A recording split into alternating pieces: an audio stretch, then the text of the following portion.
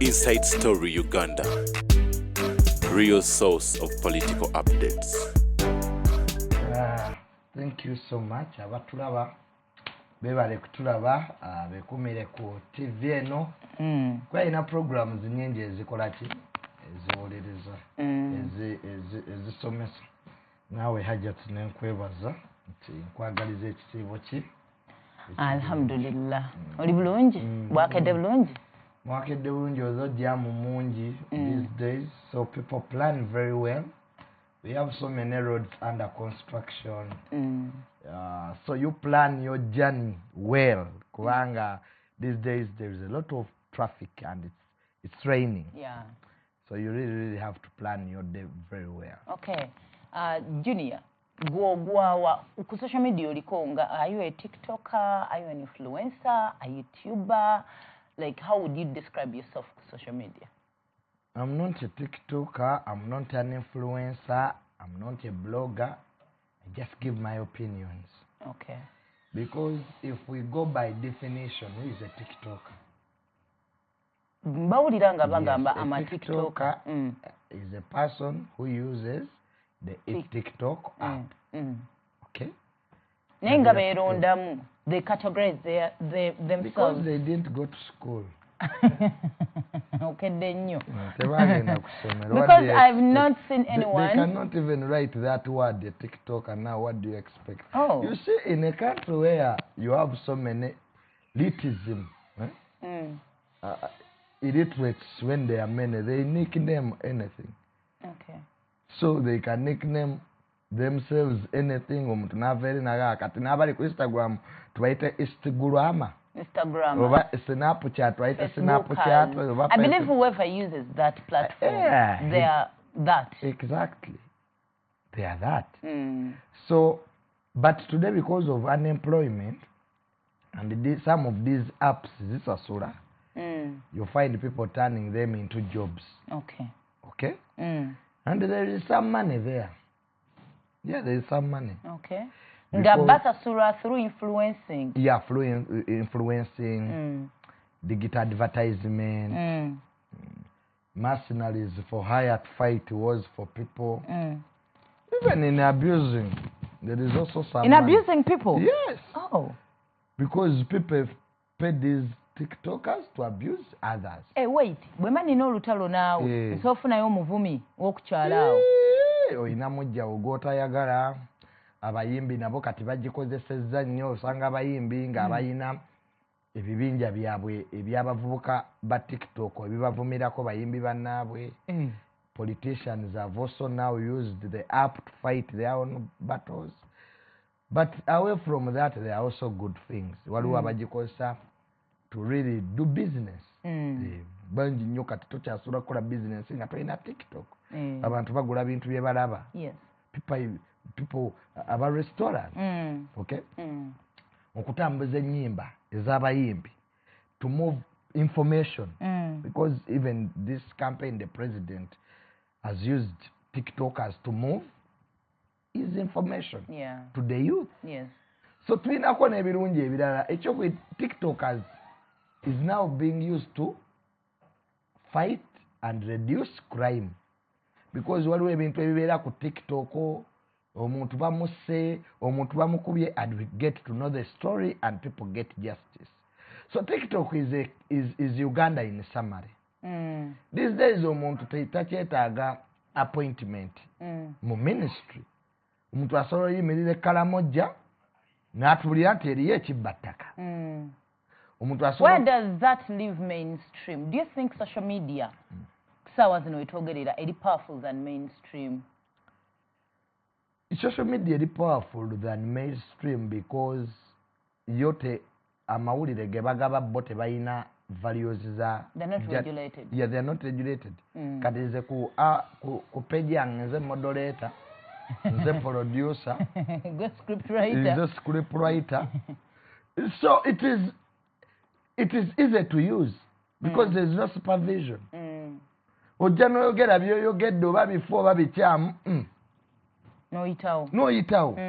Which does not apply to mainstream. kati ogenda mainstream okola eggulire erina okubaako eriyita n'emitendera n'okuba nti zituukanye ne broadcasting standard. TikTok yo tesibwa eri anybody munnamawulire kati buli omu kati munnamawulire, buli omu asobola okukwata essimu, buli omu asobola okukozesa essimu, buli omu asobola okwogera. So I do think that today, because so many people... Ekyo nga bwe kiri nti anyone munnamawulire, you produce yourself, teri your regulation, kino kirekawa ba consumers, abantu abafuna information yeno. No, the regulator is UCC, because the government must develop capacity to regulate TikTok too. Switch off those accounts, mweze mulaba nti ziwa ba consumers information atatuukiridde, because there must be a starting point of giving people information. You cannot stand there. Kati omunnayuganda ali eyo, ali ku TikTok, ali ku Snapchat, ali akozesa omutimbagano gwonna.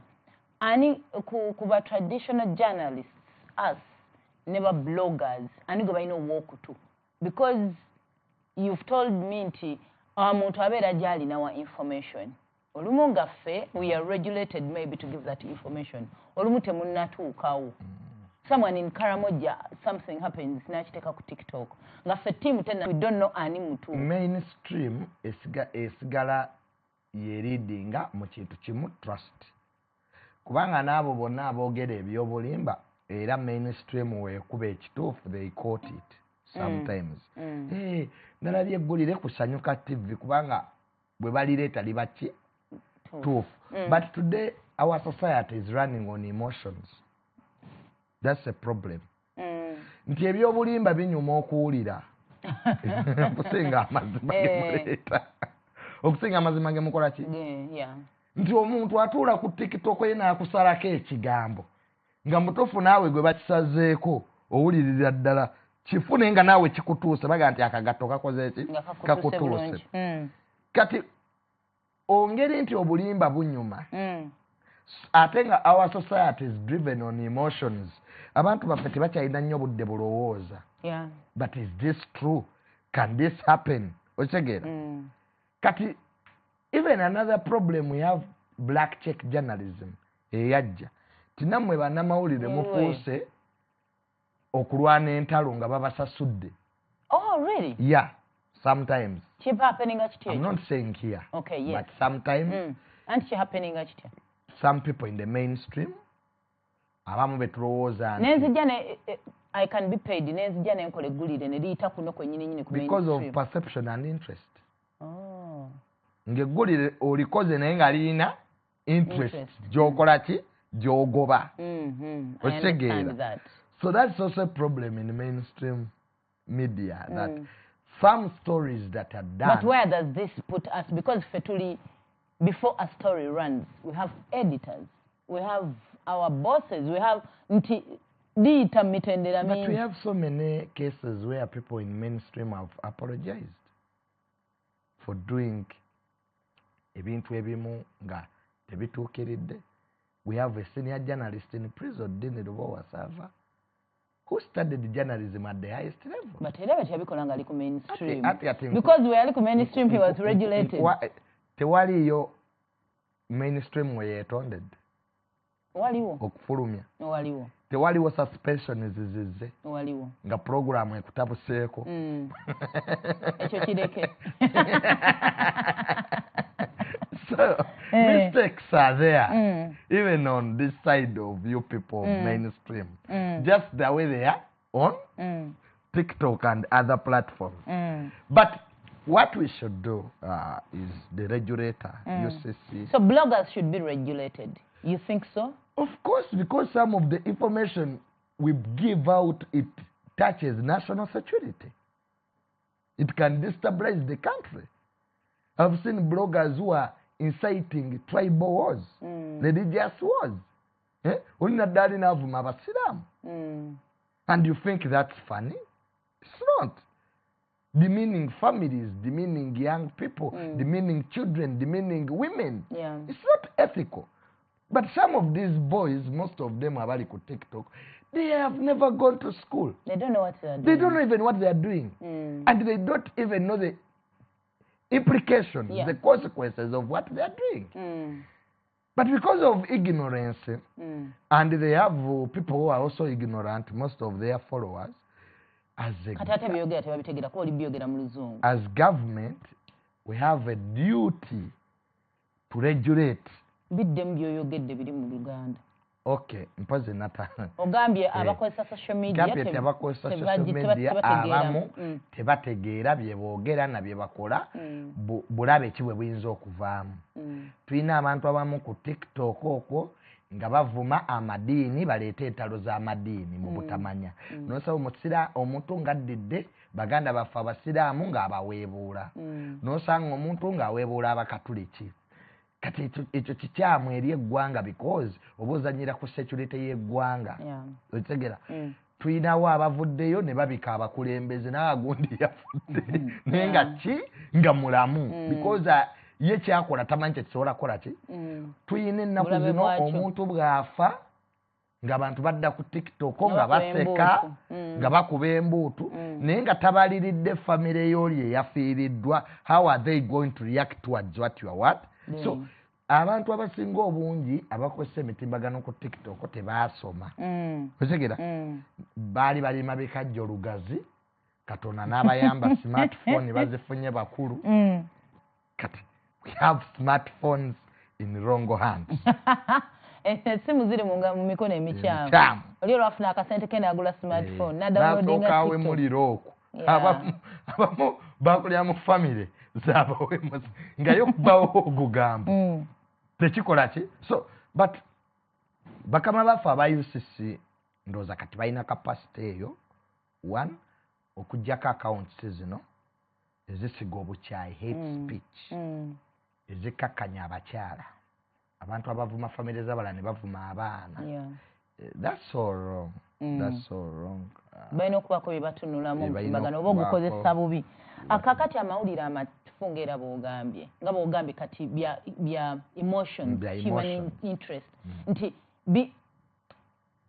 abamu batuuka n'ategeera n'agamba bwe njogera bino bamanyi ogamba eno video yange yakubye eno teyakubye and then ojja kwesanga nga baspreading amawulire amakyamu nnyo ate at the same time n'ogamba abantu bye banyumira. Kati ani alina okubeera ng'anenyezebwa mu nsonga eno? No society tebagifugira ku bantu bye banyumirwa.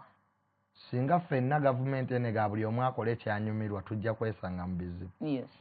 So there must be red lines in the media industry, most on social media. There must be red lines. Nti ba TikTokers tulina okuba nga tulina we tutasala.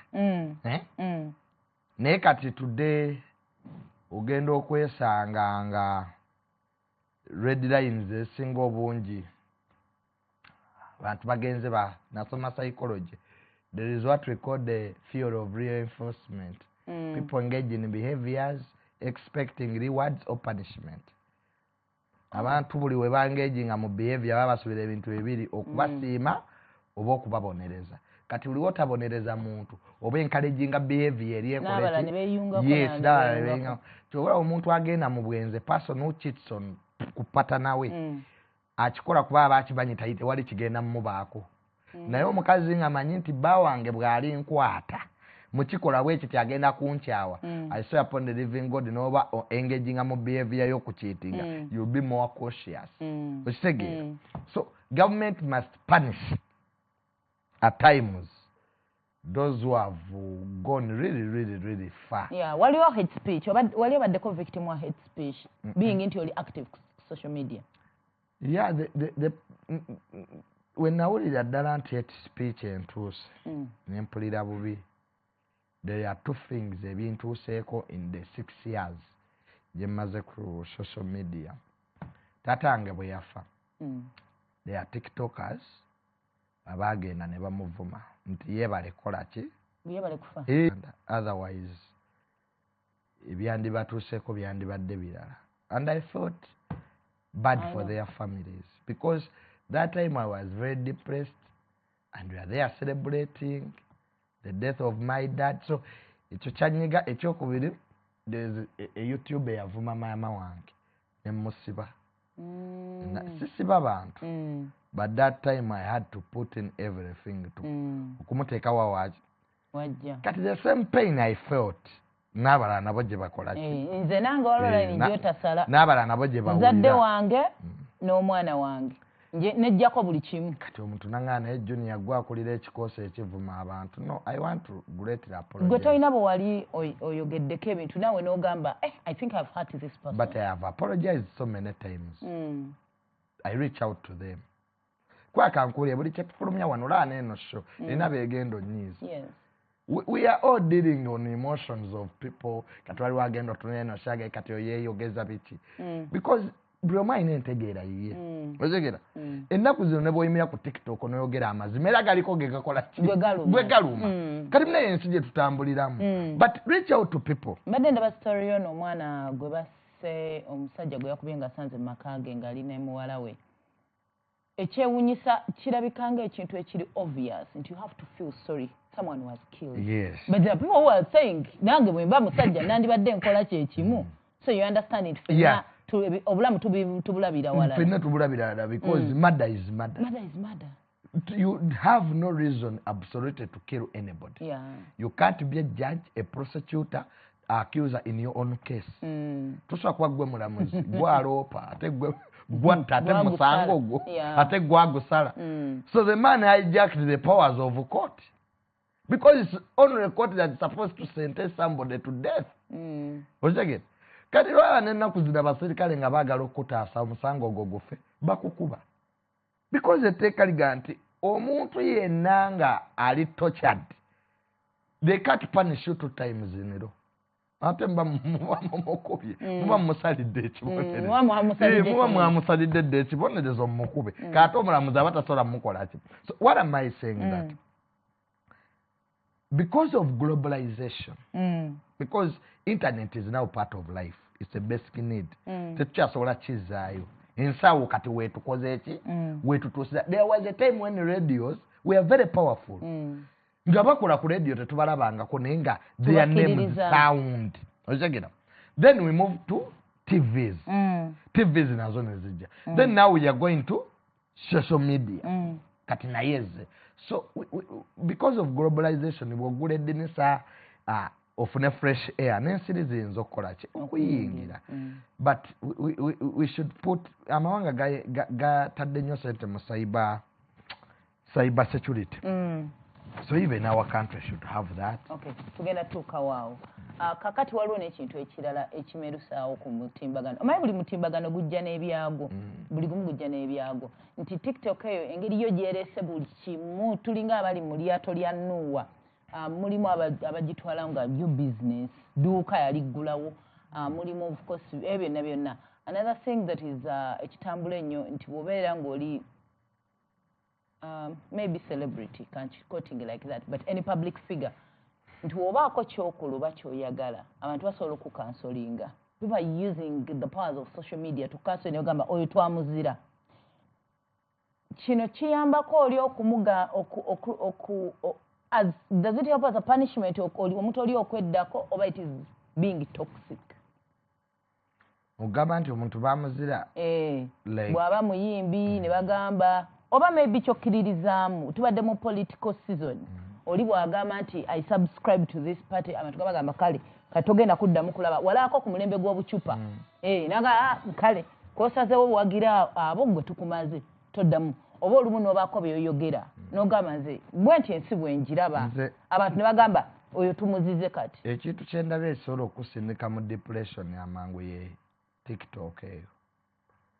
Because abantu omuntu omu asobola okukola akawunti saa 3 nga yakuvuma naye nga goloza ensi yonna yakukyaye tekwagala naye nga ali ogo. People many omuntu asobola okuba ne akawunti 4 5 6 era ogera okulaba nga akawunti esinga okufuma fake account.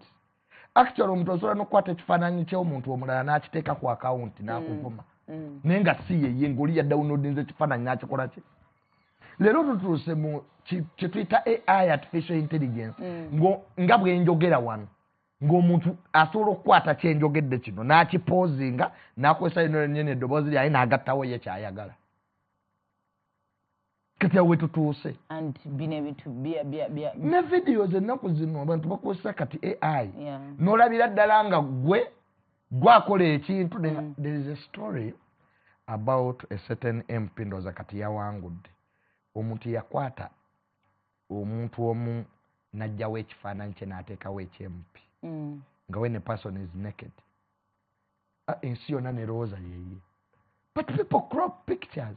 Okujja kw'ogwo n'ateekako omulala.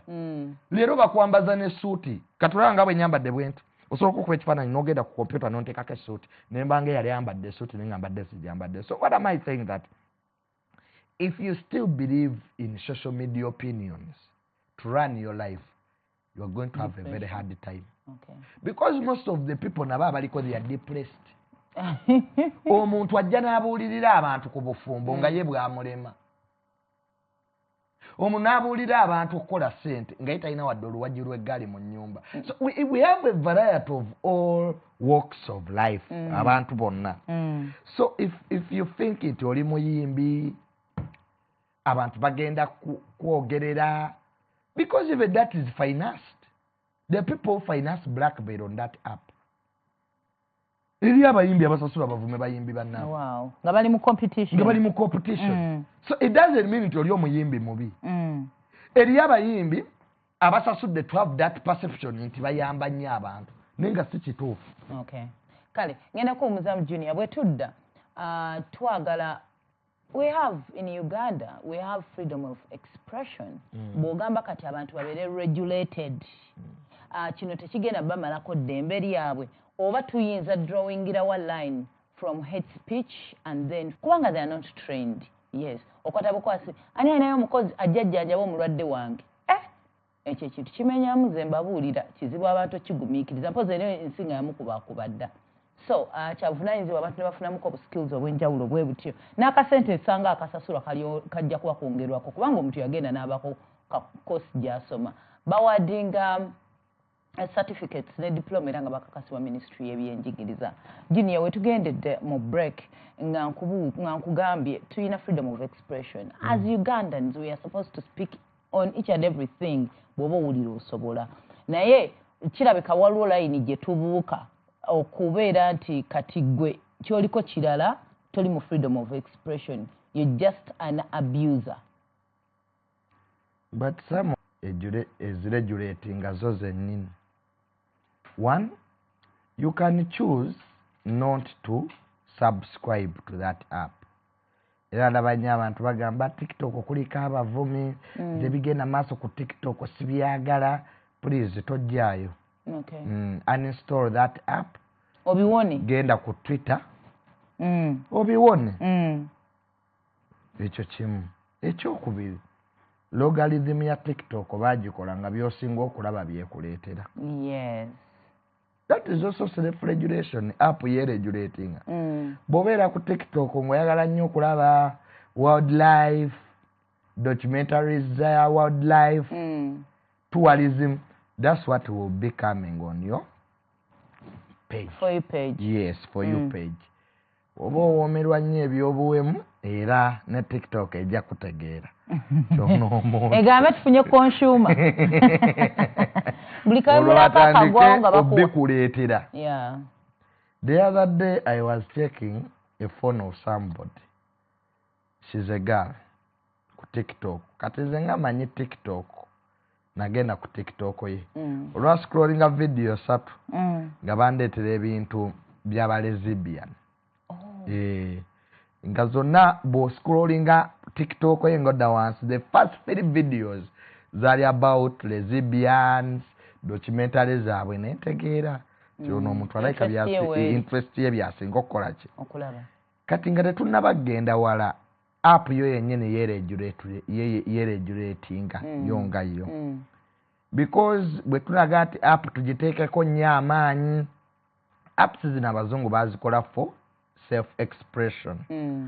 okwogera ekikuli ku mutima okwogera byowulira okwogera waliwo we nabeeranga ennyo ku Facebook nga Facebook erinaako keekubuuza what's on your mind. Yes. Segera. What's on your mind? So we are interacting with these apps as humans, not as robots. Okay? The emotional element of humanity app eno erina naye tulina okugisigaza. Nti tudde bwe nfiirwa ne nteekayo nga nkaaba. It's not a weakness. I'm human. Yeah. So kyogambye kiri ekya self-regulation we tunagikwatamu ennyo abantu bajja kulooza tuyingiridde nnyo freedom of speech. But there is no freedom of speech in okuwemula. That's not now speech. Bw'obanga gwe owemula owulira nga okkakkanya. Then the definition of freedom of speech or like what interpreting differently. You have a right to say whatever you want on TikTok as long as you are not conveniencing any other person. Yeah. Because your rights are not absolute. Right? But also, why is it that if I say, kati nja kuwanya example ya politics, wetuvudde, omuntu avaayo n'agamba, nze ndi wa NRM, mpagira NRM, era nze muzeeyi kwenfiira, muzeeyi jju, mirembe na nnakwamiina, abantu ne bamutandikako. Kyayogedde, isn't that freedom of expression? You switch off the comments. You even have that right. But then when I switch off comments, nze kennyini ndi mu mirembe gyange njiyingirira. Do you know why it happens? Because you are operating in a public space. Kyogenda mu public toilet. Notandika okugamba nti in toilet paper inabeera wano. The other one is not your home toilet. Kati olaba omuntu avaayo vina agamba I'm in love with my man. Ne bamugamba totubuulire. Waliwo abantu mu ggwanga lino abatalina TikTok. Nga yo bagyetamwa ne bagi uninstallinga era tebagiriiko. And they have peace. Because the other one is public space. Everything you post, you must get a comment. That's why comments are there. Kati nze waliwo we naposting emmotoka yange nga naakagigula. Omuntu naga kati olwo olumotoka nalwo olwo otulaga. Kati weeraga ki? Nagenda okuddayo okulaba akyogedde ku page ye. Ng'ennyumba gy'asulamu era kyalina okwogera. Ngali bubi. So people are sadists. We have sadists on TikTok who have failed in life. Tebalina kiddako and they are going through hard times. Kati gwe bakulaba you are doing better. What do you want them to say? So nga naawe okozesa talina kubeera ng'oba inspiring. Omuntu naga Junior yaguze emmotoka bannange. Man gayo yakikubye nange. Let me work hard. Do you know why there is a lot of gun violence in the US? You sing an area Uganda. Yes. There's a lot of racism in America. Name Mopira recently. There was an incident in Gomusambium, Avumo Mlarenchima. Do you know why there is racism? Because there are things that are human nature. Ngane mawanga agakura. Nawe bikyabasumbuwa. Kati bite ebya hate speech, basadis okudimininga abalala. There are people betuyita mu psychology waliwo group y'abantu betuyita narcissists. Yeah. Waliwo bawuliddeko bo tebaagala. Olina baagala. Narcissist bw'alaba ng'opostinze bbaawo ku Valentine kimuyisa bubi. They aren't love. But being a narcissist, with my psychology, it's also how you are nurtured. Okay. Waliwo abaana bali ku mitimbagano okwo nga background yaabwe gitunuulire. Ye kuli mu family yakweyiya. Tebafunako love kuva mu bazadde baabwe. Tebaamukuza mu mbeera eri normal. People have not grown up in normal homes. Era ogenda okulya bisitole byabwe mamange yatundanga kasooli ku street. Nze wange teyamutunda.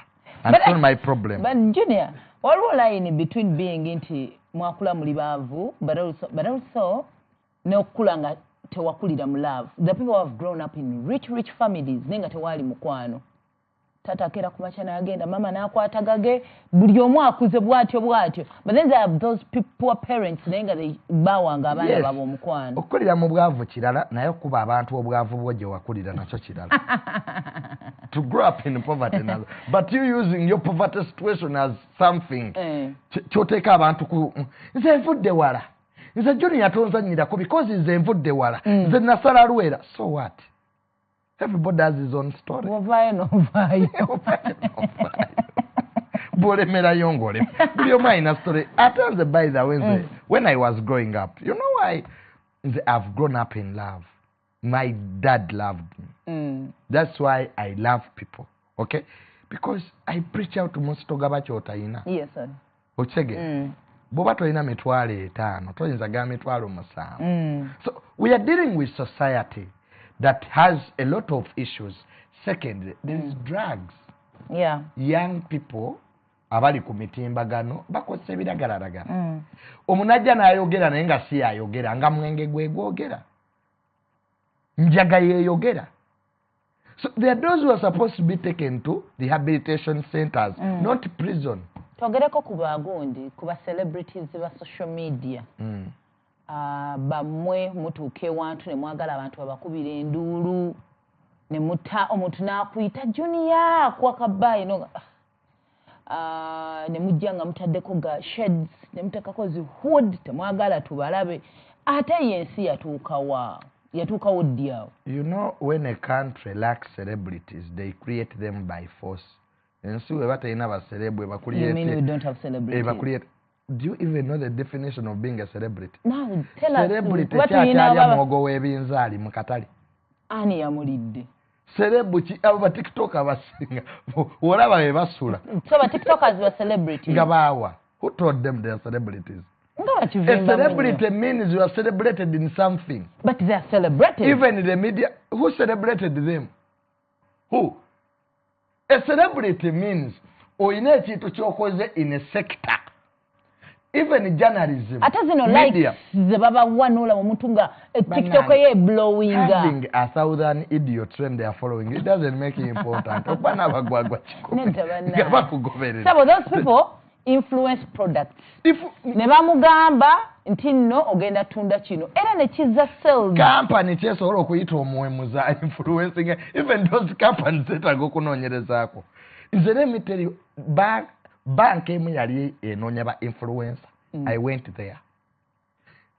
Twali ne Waikibendo omuyimbi ne omugenzi Isima. Okay. Bagenda okujja profile zaffe abasatu. Omusajja yandagayo video yange. Ngamba Junior, you cannot influence this brand. Mutufu nga ka video. Ebigambo ebyakalimu nange muga nti it is true. So I left. Isima naye kimu omugenzi. So they gave it to Waikibenda. Era olaba enjawulo. Era ng'olaba ki? Enjawulo weekola. So there's like a what to those people? Because man, fetubegomba. Their social medias are blowing up. Let me tell you, likes buli omu asobola ozifuna. Manya abasawo Abaganda who are followed in this country. Manya abawala abeeyambulira mu mabaala. They also have a big following. Manya abawemuzi. So following gy'oyina today. Manyi tosobola okubeera ne ba followers emitwalo 5 oba akakadde kamu akaba followers naye nga tolina mitwalo 2 mu nsawo. You can have 1 million followers without 50,000 note. N'abaana abamu bakyazizaako wano nga bagamba kuva bafuna numbers social media oba n'akolayo challenge n'ekyusa obulamu bwe since then afunayo bugigzi. Zonna story naawe teziriimu n'ekyusa obulamu bwe nga buddawa.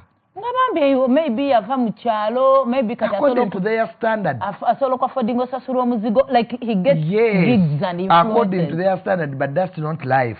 Anti Junior. Junior challenge kati eriwo. Goyagala mediocrity. Goyagala mediocrity. That's enough for them. Goyagala opimira abantu. That's enough for them. They weren't on that but TikTokers bali bubi. That is a fact. bali bubi. Naye nga bambala bulungi balabika bulungi bawunya Buli omu bulungi. asobola okwambala obulungi naye nga yamanyi gy'asula ekiro. That's not life. In fact, the people I can give you who have used social media a brands. Social media eno olina ogibeeramu naye ng'olina ky'otunza abantu. Okay. Okay? You have a business. Otunda Gomez. Otunda Sharia. You open up a TikTok account. Because waliwo reason why you are what? You're there. You are there. So most of the people, Bashira Gashumbas, who have been in this social media, nebafuna sente, they are influencing big products. But it comes with branding. Okay? It comes with branding. Waliwo ebintu by'olina okuvaako ng'ebyokuwemula. Nimu abajja nga manya bagakoledde maybe oba cloud chasing oba lwe tuyita olugambo simanyi naye bajja ne boogera and people are now believing in them bawuliriza mbadde nninda gundi yakyogereko mbadde nninda junior abeeko kyakigambako kati ate ne bagenda omwo ne bafuniramu emirimu. Is this sustainable? Kale nga talina kyatunda nga bw'ogambye nti olina okubanga olina kyotunda. Ebyo tebiwangaala because target market y'aba tiktokers is to work on TVs. Noyita mu process erina eri streamlined. Kati maze emyaka 6 ku TikTok nenfuuka ki? TikTok manager. Let's be serious. Nofunako gigs. Ola bali bagenda kuwa okuinfluencingira bank. Mitwala 3 mitwala 5 okwo tekuliiko sente. For you a rich person. Oyogera nga rich person. No, internet wamma tebabalimba abaana abali eyo. Internet okugifunako sente olina okubanga naawe kennyini weetesiteese bulungi ng'omuntu n'obaako emize gy'ovaako ng'omuntu ate naawe n'oddayo n'osomako n'odda mu kye tuyita digital marketing. Teri kampani egenda kuyita kugi-influencing nga you are disorganized as a person. Ogamba ababeeko emize gye bavaako abamu they are willing to do anything. Nti nemmala ngendako mu lutalo ne junior oyo neetapinga mu masannyalaze ge njafuna following. They are willing to go naked. They are willing to have their sexual videos okubeera nga bazita abamu bagamba bazeetera nozeetera naye nga ye alina kyawaliowuliddeko kye bayita kati aba ate banoonya ati waliowuliddeko kye tuyita 5 minutes of fame. Egyo emize gye mbadde njogerako era gy'oyogedde nti omuwala ali eyongoloza nti ogenda funa erinnya mu kweyambula nkulayirira tekiri sustainable. Kale ebimu by'otulaga twabiraba dda tewaliyo kipya. Ogenda funa 5 minutes of fame tukwogereko olunaku lumu tubale tukole ki tukute. Nze nkuze I have grown up nga mpulira erinnya Brands n'olwaleero lekyakola ki? Yes, why? Because he's an established media personality yet tumumanyi mu fashion. Waliwo amanya g'abannamawulire genkuze mpulira.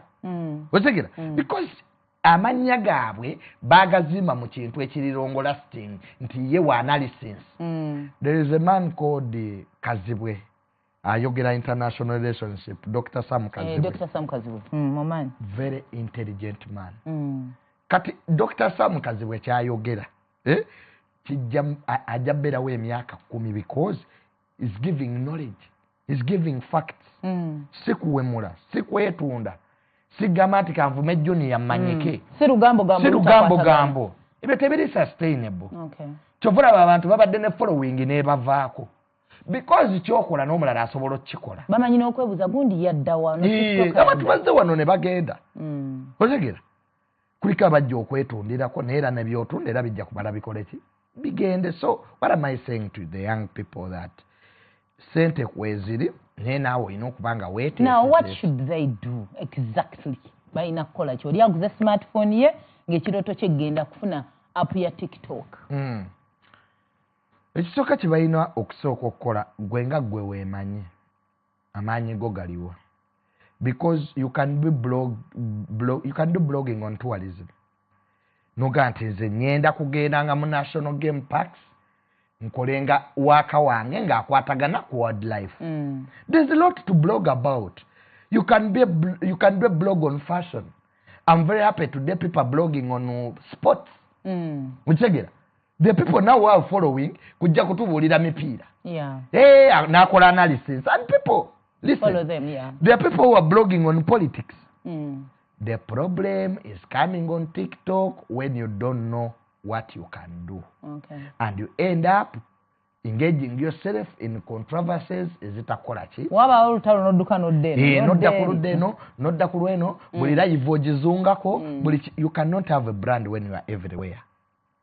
When you are everywhere, you are nowhere. Who are you? What do you offer to the world? Abamu kubona amanya gaabwe tegasala mizigo ba TikTok kwe basula. Alooza serebo waawo. Ati like season zennina empitirivu. Those are imaginary following people. jennina. Omuntu wano abeera ne ba followers million emu nga bw'akola birthday tayiza kuyita bantu bana. Junior nedda bannaye. You can't pull a crowd of 4 people. Nze nina omuntu gwe mmanyi yesimbawo mu famire yaabwe nga balonda omusika. Ne famire teyamuwa. Ati yali kubali balina choice olondo.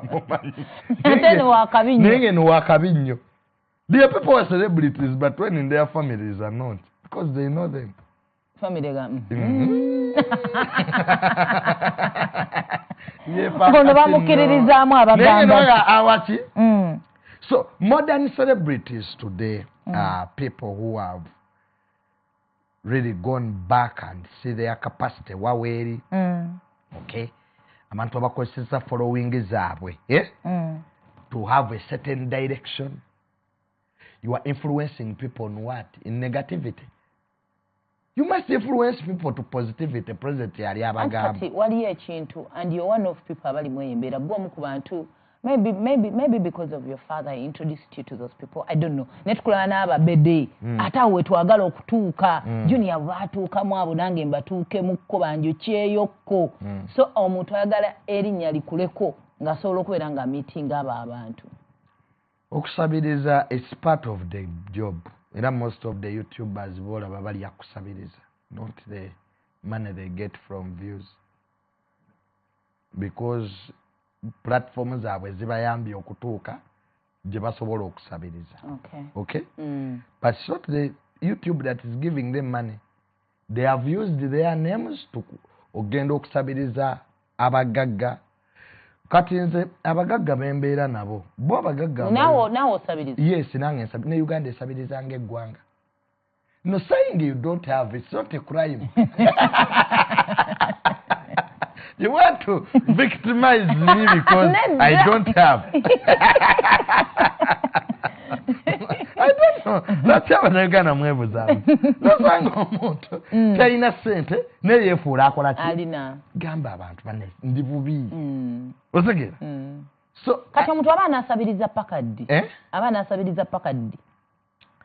Ogenda kati ngaggo ogenda asabiriza pakaddi. Sabiriza obeeko naawe kyokola ki? Kyokola. Osegera. Kozesa kyoyina ofune kyotakola ki? Kyotayina. Nze nazimba ennyumba yange nguza amamotoka mukaaga myaka 2 sinaako sente yange yonna abantu bampa ki? Kukola mulimu ki? Because people appreciate the work I'm doing. Which work? Of talking. Junior. Lwaki wampise? If I don't talk sense. If I don't talk sense. What you happy? No, because there's something good I'm doing, by the way, and people appreciate it. That's a fact. Okay.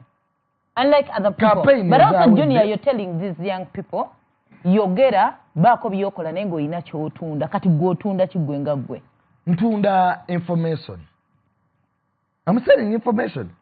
So eyo ojigerageranyanga kuya, for example, example ya Dr. Sam Kazibu. Facts. Yes, facts. So when one is looking for facts, amanyi Junior yagenda okwogera ki? Okay. Because now that is understandable. Nze sigenda kwogera kyoyagala kuwulira. It's not propaganda. It's not propaganda. Nze sikola propaganda. Nze sikola blackmail. Okay. No. I talk facts. And second, I give my opinions. I'm a social analyst. Okay. There are things byenjogedde ne bituukirira. And I've been in the media for a very long time. I know how this game operates. Because media, between me and you, we know it's a battle of interests and protecting interests. So, but above all, I also have a job. I work in the Ministry of Lands. And these TikTokers should also get what to do. Talking is unsustainable. Dancing, muzinya mazina mugamazeyo. What else are you going to dance? Bayina okubeerawo n'ebyo naye nga bayina ekibeezaawo okubeerawo nekyokola. Example ya Ebrans gye nakuwadde nti Ebrans abeera ku ki ku dduuka lye naye naafuna obudde obukozesa TikTok, Snapchat okutunda engoye ze. Shira Gashumba is influencing bars and hotels. Kati gwe naawe TikTok oba akaaka akalimo kookola ki? Kokola ne buli seera baba mazina, buli seera baba mu ngambo, bazunga office ku office, you'll become a public nuisance. You see, when you have a lot of free time, it's also dangerous. Kati nze nkola ku Ministry of Lands. That's when I also have time to do my other things. Okay. Because I'm in that office temporarily. My contract will not be renewed or renewed. So, tofunanga mulimo nova ku kyobaddeko. I've seen MPs who are musicians. At the same time, they are member of parliament. Nga basigalayo mu kuyimba. Kakati waliwo twayogereddeko TikTokers being celebrities. Kyebeyita ekyo. Waleseewo kondowooza obuzibu of you know how celebrities live their lives. If there is someone we celebrate here in Uganda, you can give me an example. Mwana mu Uganda ni omuwala oba omusajja. Who do you call a celebrity? Jose Chameleone. Jose Chameleone tagenda ku appearing in public the way he wants. So ayina okwambala bulungi, ayina okuba nga sula mu nnyumba ya kabi, ayina okuba nga avuga emmotoka emalayo, buli kimu nga kyamalayo. So this is the pressure bana gye bali okweteekako. No limelight ekutuuka ku bwongo. That's a problem. Bw'oba tewabikuliramu. Some of these boys don't even have managers abali ku TikTok who tell them nti star yeeyisa bw'ati. Ozegera? Star kino takikola. Star yambala bw'ati. Tebabayina. Ozegera? So the problem okulowooza nti stardom eno gy'oyina n'ekulinnya ku naavu notandika okukola ebintu ebitasaana mu bantu. Nze bwe nazaalibwa in 1997. Nazaalibwa 1997. I have 28 years. The day I was born, amawulire gampandiikako. Mirundi's favorite son born. Who told you that you were the favorite son? That's what they wrote. He already had sons. No, that's what they wrote. That Mirundi's favorite son is born. So me, I have grown up as a star. I don't need to dress well. I don't need to be on with people. When I'm in a place, people know Mirundi is around. Yeah. But it takes time to build. It takes a lot of things. Abana bano ba TikTokers babatwaleko mu literates. Babasomese. Let government etuterewo emisomo on how media should operate. Nze government ababala bafeno bafani maybe twewunya Loyalty alinya atya boda. Loyalty asula atya because tulaba likes tumulanga wakabi. Motoka ya jiguladi. Era badde ina kulinya boda. Because we expect that kati bali mu fake life bagenda ne bapangisa amamotoka tupula otuke n'okubba. Bw'oba toyina motoka linya boda. Nze I first got my first car in 2023. When I saw ogule motoka yange yasooka. Yes, kasuku ye yanyambangako okunvuga sometimes. Oluusi omugenzi yisima. But I had hope that one day, one time, I'm going to buy my own car. Amanya mugafunye, naye erinnya nga toyina ssente limenya. Kati weka kanye weka. Mumbona eyo omuntu otuloga nti yes. Kino kyempuuse. Neno olaba TikTok atudde ku boda boda, mbwe ataddeko masiki, mbwe ataddeko sibanya galubindi. To please who, my dear? Ask the fans. Bafani nno bajja kwagala ng'oli gino. Nze nina abaana abafiiriddwa n'otuuka okugenda ewaabwe nga natoyi tebayina. Naye nga abadde actinga ng'omugagga. Abaana mu batadde ku pressure. She's living her life. He is living his life. Do you know why most of the girls these days babata? Do you know why abawala abasinga obungi kati babata? Because bayina life gye bayingiramu. Omuntu n'alaba Shira Gashumba n'amukopa. Yeah. But Shira Gashumba ayina taata we. And she works.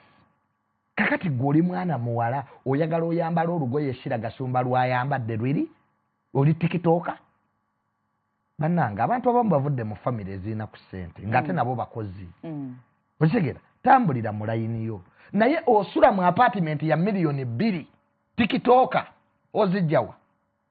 That's why most of them bali mu bisiyaga kati ndi influencer ndi makeup artist abamu bali mu bisiyaga abalala ugendo bala abatadde noduzi zaabwe peer pressure. When you try to psychology bakita nature and nurture, what shapes human behavior je wakulira n'environment gy'oli ekola kinene nnyo ku neeyisaayo. Bw'oba ne mukamawo ng'akeera ku makya buli ku makya nga tukasaawa emu gona atuuka ku 2 era abeewako bagamba nyenzi ne lwaki okera because your boss comes at that time. So apps zino zitulowooza tuli baserebu ne zitulowooza tuli bakabi naye nga mazima ddala financial because obwa serebu tekikoma ku linnya lyokka n'ensimbi essente bano abasajja ba Diamond Platinum boolaba lwaki ajjira mu nnyonyi nga ze mu Uganda because he can afford that life alina financial muscle. Ne tikitoka toyina wadde sabo mwosolooza wadde toilet ogenda otya mu apartment y'ekisaasi mujja kubba abasajja babattire bwereere. Live your life. Oli mwana muto myaka 25 oyagala emmotoka Fikifa Maika gy'avuga. Do you know emyaka Fikifa Maika gy'amaze ng'ayimba oyagala emmotoka Bebe Cool gy'avuga. Omanyi sente Bebe Cool zayina nze nyezo okula wano nga the people betutunuulira ne betuweegomba it is even Bebe Cool. And Bebe Cool's family, the father was a minister, Honorable Bidandi Sali.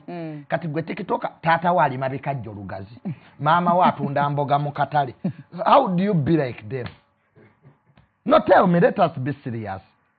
And then they come here masquerading as celebrities of where? Okubeera celebrity wali Makindi we bali omugoyo. It doesn't mean we're celebrity at Serena. No, we're celebrity now. Some people, you're speaking like those people. Abateka bana abantu mu depression. Muba criticizing nnyo omuntu nafiirwe waabwe ne mugenda muzikirako ne mbwa bano badde bewanga ssente ebimuli bya miliyoni mmeka naye laba akayumba kannyina laba akayumba ka kitawe yagenda okukazimba abamu afunamu kazibu katono nnyo weekati ne mutandika. People on social media, you over criticize these people. Kyewetwala relationship olugaana nga mubakuba nnyo. Kyewetwalamu ensi kyekola ki kyekuwa. The way you take yourself. I'm son of Mirundi, Tamale Mirundi. Dalet. Junior, by this mere fact, ndi mutabani wa Tamale Mirundi. Nina ebintu byesitasobola kukola. Junior tudensobola linnya taxi ng'omuntu omulala yenna. Abantu baga onaze kutubega. Lwaki era alonze neyafa. Do you get what I'm saying? There are things ebintu seeko because the name is too big for me. Nogenda okuziikirako omuntu ne bakuwa omuzindaalo naye nga naawe wazze toyina ssente naye ne baagala oweeyo amabugo. Famire eno ngiwadde amabugo ga mitwalo 10 obukopi bwa kitaawe oyo mwana alina ssente.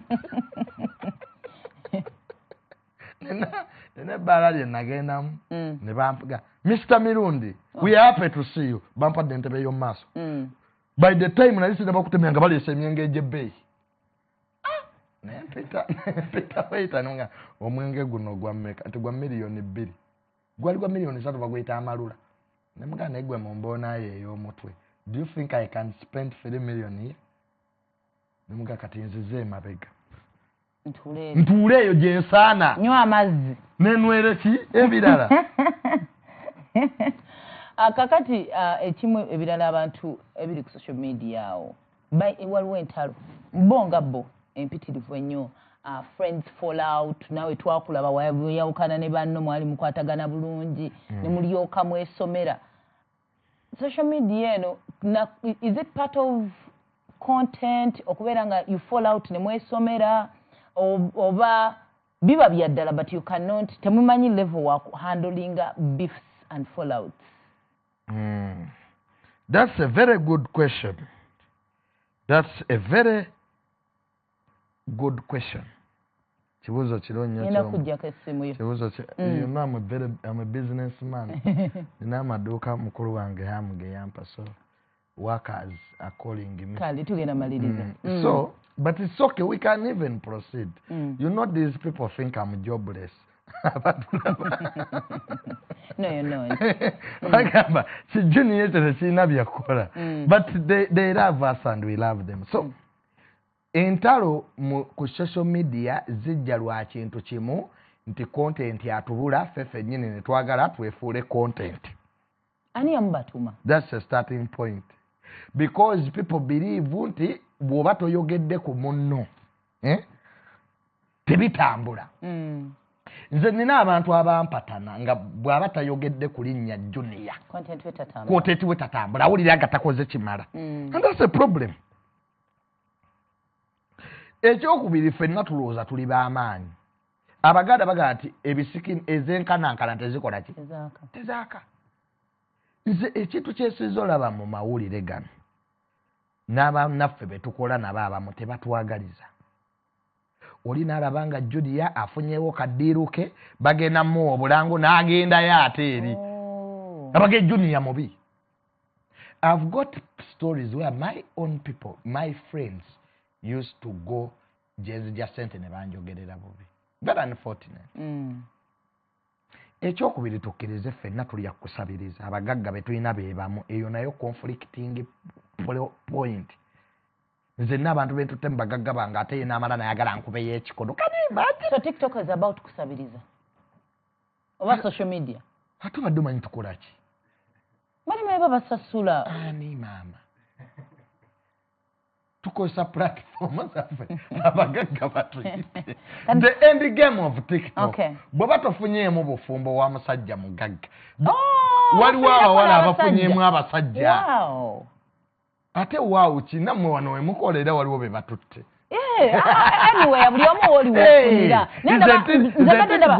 ndendaba nti social media is so much of a joke omusajja tusobola kuntwala serious social media oh my god limelight kyosobola ogifunamu is a good marriage nofuna omusajja ki abawala bambi babatutte awo n'abavubuka babawasizaawo bawasa n'abavubuka wama naawe waliko mu bufumbo naliko kyoseegaana ali omukazi yali yampasa naye yankuba era nabivaamu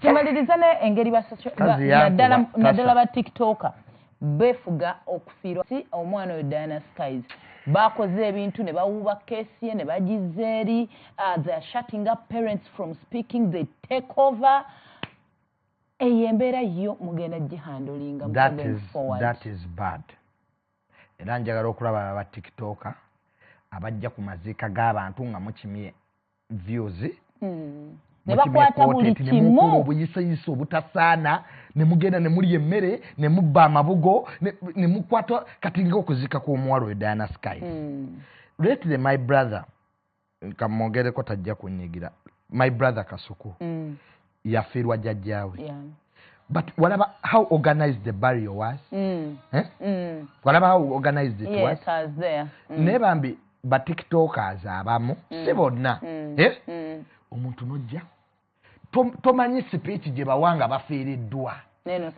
neno saba microphone notandika ebintu ebitasaana mu bantu bajja kubakubira ku maziika I want to tell you bane respect peoples ababa bafiiriddwa nalaba ekyali ku mwana oyo Diana Skies the family is mama w'omwana afiiriddwa muwala we family eri mu bulumi n'olaba tikitoka ng'atazzeyo ekkola fujjo batambula n'ebivubuka ebyo bye batambula nabyo mbubi bakuuma ne bijja ne bikolera effujjo ku maziika ne babba amasimu g'abantu please ba tiktok abakola ekintu ekyo stop it kamera ebaako weekoma era nze I want to selectively warn you nze bwenfiirwa era ba tiktok bakimanyi olagamba dda obwaserebu bwo bukomeeri kati mba nkoze eki let us respect people oba osaza abantu bafiiriddwa tuula emabega woba important bajja kukola ki nze nina gwe nalabanga mmaliriza nti obudde butukuta yatuula mu ntebe mama w'omugenzi gy'alina okutuulamu bagaye wano bafamire be batuulawo